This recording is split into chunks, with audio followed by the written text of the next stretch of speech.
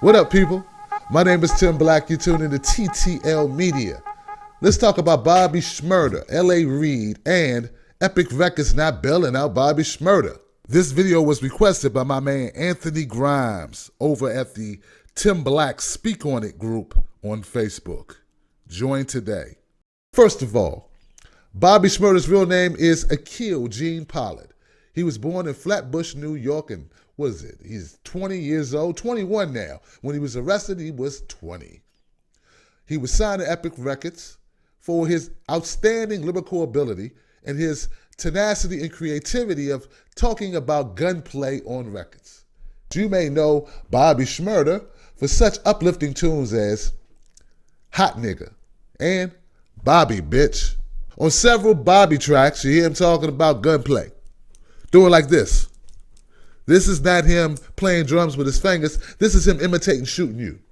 Pow, pow, pow, pow, pow. Real fun stuff, right? Right. That's how he got down. The problem was this. In several of his lyrics, he described the death of actual people, or it could be the death of actual people. So the NYPD started looking at it.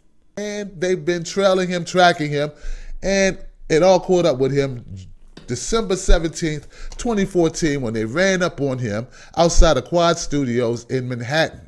You may remember Quad Studios because it became famous after Tupac got shot there back in, 94? So when they raided Bobby Shmurda and the crew, GS9, which is I guess a part of the Bloods of the Crips, I'm not sure which one, they arrested Bobby Shmurda and 14 others in Times Square Quad Studios on the charges of gang conspiracy, reckless endangerment, criminal possession of a weapon.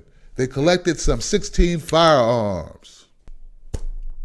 So Bobby Shmurda right now sits in jail with the bail of $2 million. Recently, Bobby Shmurda did a phone interview with, who do you do? He did an interview with Ebro, Hot 97 actually, where he detailed what was needed to get out on bail, which would be $2 million collateral plus 10% of the $2 million. So that would be 10% would be $200,000, and for collateral, another $2 million, probably put in escrow or whatever.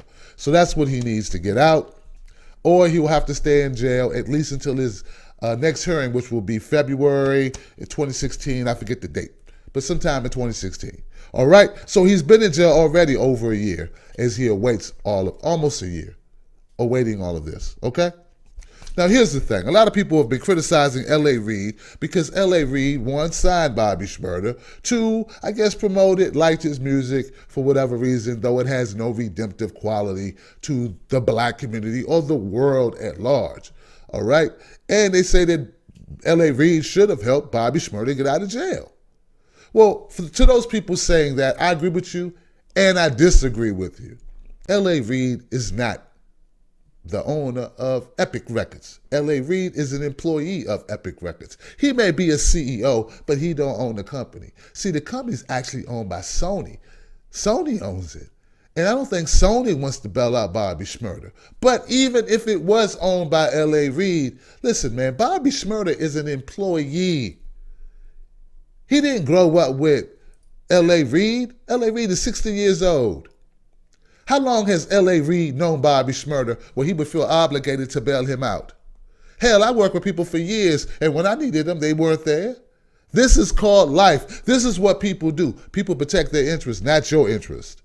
And the sooner people realize that, the sooner they'll be a lot better off and be more careful with the moves they make. But here's another point I want to get to. I'm not saying Bobby Shmurda doesn't have redemption in him, that he can't come back from this and do great things, or that he's a waste of time. I'm not saying that at all. But what I am saying is I don't think he began his life of doing whatever he's been doing since he signed a record deal. Let's not get it twisted into thinking that Bobby Shmurda just all of a sudden just discovered the street life since he's been on Epic Records and he was introduced to it by L.A. Reid, and all the mean people, evil people at Sony Records made him become this caricature of himself, this tap dancing coon, they say. See, I don't believe that. See, I think that it's highly likely that Bobby Shmurda would probably be dead if he wasn't a record recording artist, or that he would be in jail, either way, for the lifestyle choices that he makes.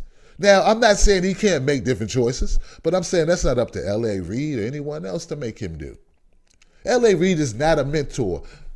Should he be a mentor? Hell yeah, I would love for him to be a mentor. Should he help Bobby Shmurda? I don't know. Did Bobby Shmurda actually kill those people he talks about on record? I don't know. It's an investment. These people don't care about Bobby Shmurda. I don't know what makes people think they did. So anyway, that's how I feel about it. Bobby Shmurda's a young man. I hope he gets his act together. Hope he comes out and changes over a new leaf. I would love for him to start making inspirational rap music. But you know what? I don't think anybody would buy it. It would sit on the shelf. It would dry up in iTunes. It'd be in the discount bin at Walmart.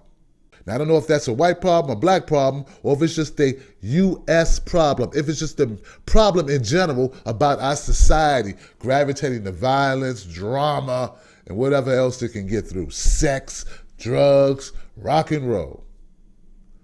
Let me know what you think about this video in the comments section. And tune into my show at 9 p.m. Eastern Standard Time. Tim Black at Night. It comes on every day, and I love to have you come through. All right. Everything was fine just a year ago.